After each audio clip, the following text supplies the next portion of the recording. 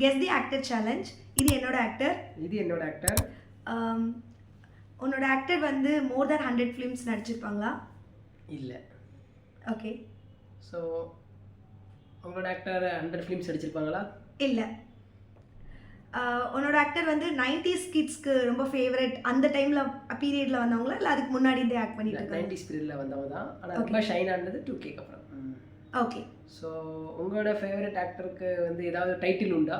அதாவது இந்த மக்கள் கொடுத்த டைட்டில்? யா, கொடுத்துருக்காங்க. எஸ், பட் எல்லாருக்கும் ரொம்ப ஃபேமஸாக தெரியுமான்னு தெரியல, பட் கொடுத்துருக்காங்க. Okay okay.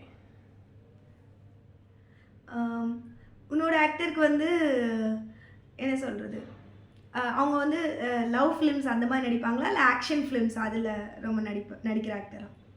அவர் மோஸ்ட்லி ஆக்ஷன் நல்லா நடிச்சிருக்காரு. முதல்ல லவ் நடிச்சிருக்காரு, ஆனால் ஆக்ஷன் ஃபிலிம்ஸ் வந்து மோர் நிறைய. ஓகே. ஆமாம்.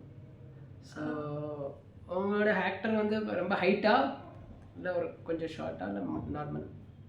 ஒரு ரொம்ப ஹைட்டும் இல்லை ரொம்ப டாலும் இல்லை, நார்மலான ஒரு ஹைட். ஆக்டர்ஸ்லாம் நார்மல் ஹைட்டில் இருப்பாங்கள்ல அந்த மாதிரி தான். ஓகே.